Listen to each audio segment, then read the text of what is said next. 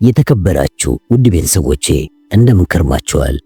ዛሬ እውነተኛ ታሪክ መነሻ በማድረግ የሙት መንፈስ በሚል በዮፍታሔ ካሳ የተከተበችውን ቆንጆ ሥራ ይዤላችሁ ተከስቻለሁ።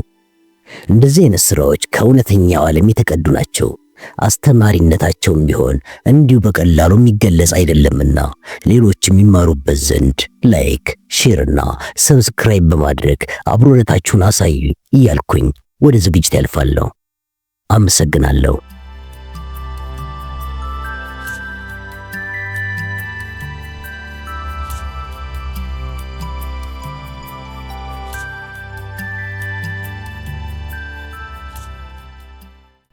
ከብዙ ዓመታት በፊት የሞተ ሰው በአካል ያየ ቢመስልም ምን ትላለህ? ምንስ ይሰማሃል?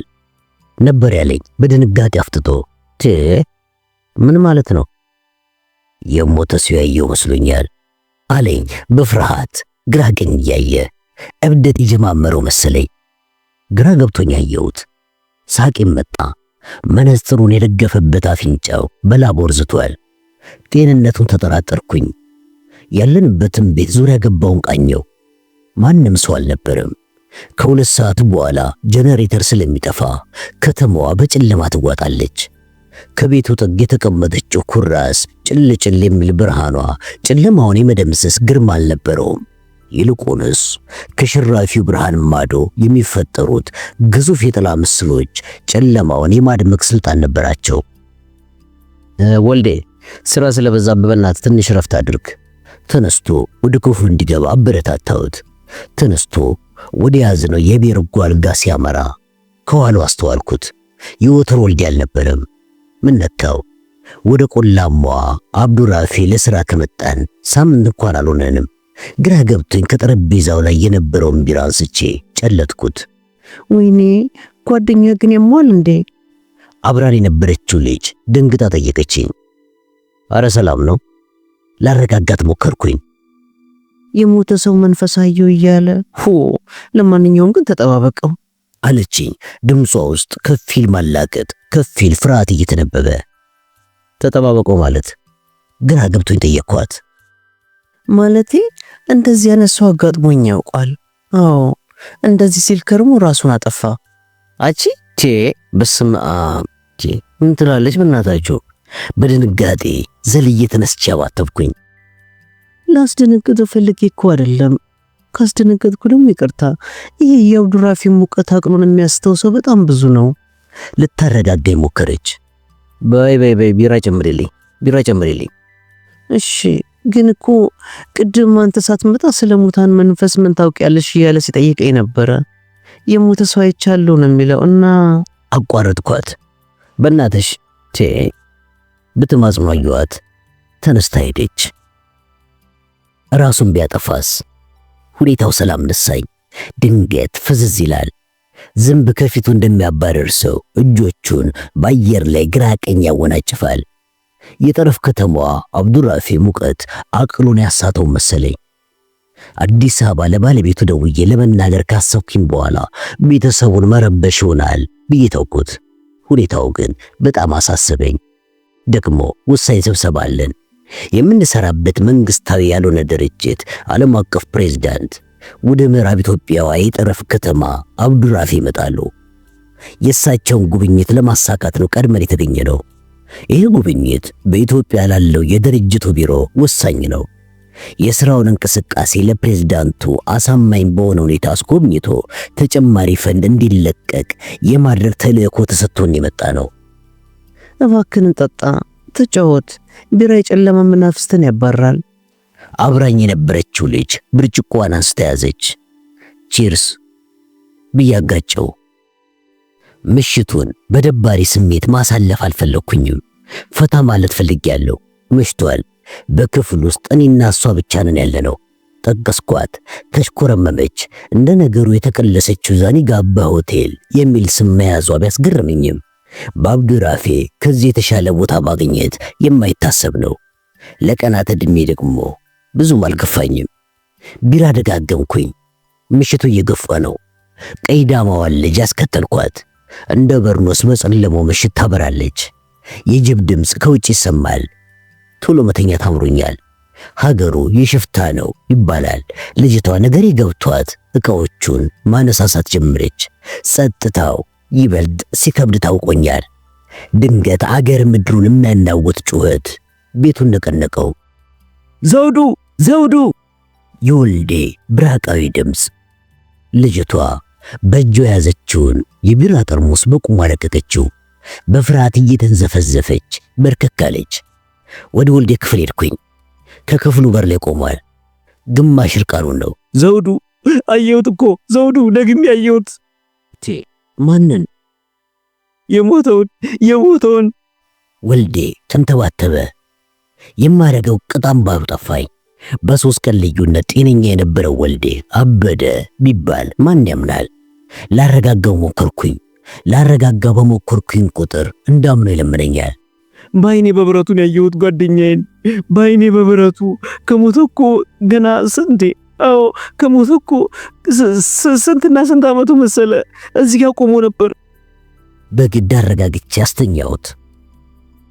ሁኔታውን አዲስ አበባ ላለው አለቃችን ለማሳወቅ ፈለኩኝ። ከፍተኛ ብስጭት ውስጥ እንደሚከተው ገምቼ ተውኩት።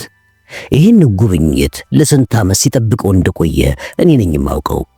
ፕሬዝዳንቱን አሳምነን በኢትዮጵያ ያለውን ድርጅት ዕጣ ፈንታ የመወሰን ኃላፊነት ለኔና ለወልዴ ነበር የተሰጠን። እንደፈራሁት ሳይሆን የወልዴ የጠዋት ሁኔታ የተሻለ ነበር። ወደ ፕሮጀክት ቢሮ ሄድን። የድርጅቱ ዓለም አቀፍ ፕሬዝዳንት በተገኙበት ገለጻ መስጠት ጀመረ። ወልዴ ተረጋግቶ ነበረ። ትንፋሽ መለስ አለ። መንግስታዊ ያልሆነው ድርጅት የኢትዮጵያ ቢሮ እየሰራ ስላለው ሁኔታ ወልዴ ጥሩ ማብራሪያ እየሰጠ ነበረ። ፕሬዝዳንቱ በእርካታ አንገታቸው ሲነቀንቁ ሳይ አውራ ጣቴን ወድሬ ያሳየሁት። ፈገግ እንደማለት ብሎ ገለጻውን ቀጠለ። ድንገት ከጀርባዬ ወዳሉት ሰዎች እያየ ደርቆ ቀረ። አፉን ከፍቷል። የሚንተባተብ ድምፅ ብቻ ያወጣል።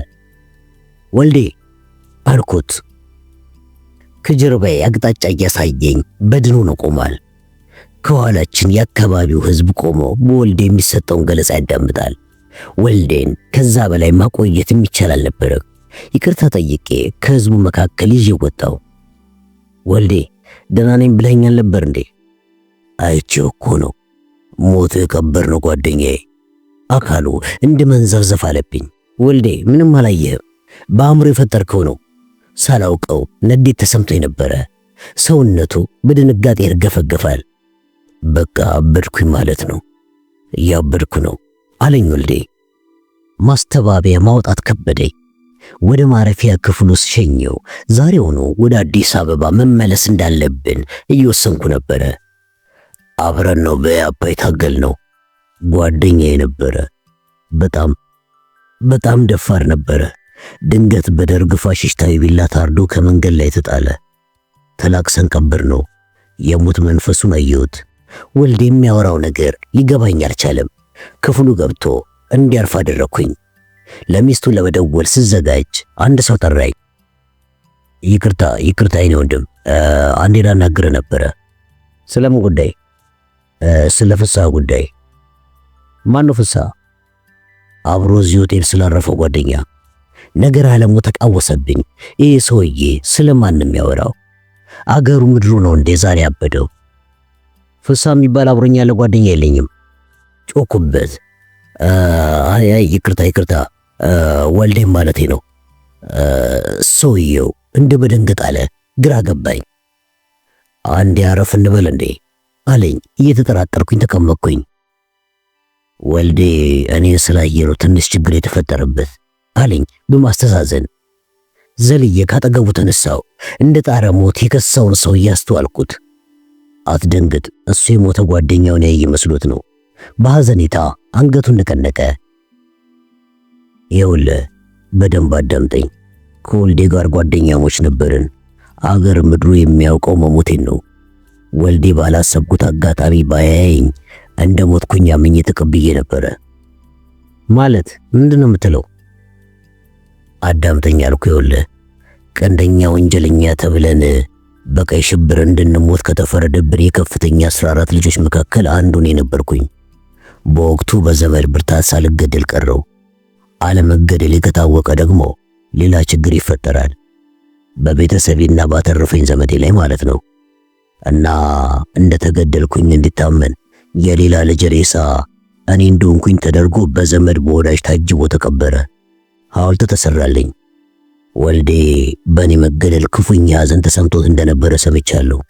ግን ምንም ማድረግ አይቻልም ነበር። አዎ ሰውየውን አተኩሬ ያየሁት። የከተማ ልጅ አይመስልም።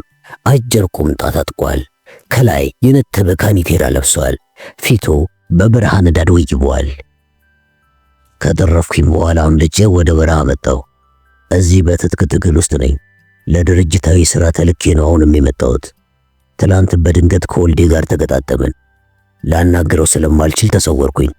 ሁኔታውን ልነግረው እና ለማንም እንዳይናገር ላስጠነቅቀው ትላንትና ማታ መጥቼ ነበረ። ግን ፍጹም ተረብሾ ስለነበረ አልቻልኩም። የወልዴ የማታው ጩኸት ታወሰኝ እና ቀስ ብላ አረጋጋውና ባናግረውስ? ግን አሁንም የምነግር ነገር ሚስጥሩ መጠበቅ አለበት። ሰውየውን በፈገግታ አየሁት። የወልዴ ጤነኛ መሆን አስደስቶኝ ነበረ። አልቅሶ የቀበረ ጓደኛው በሕይወት እንዳለ ማሳመኑ ግን ፈታኝ መሆኑ አይቀርም።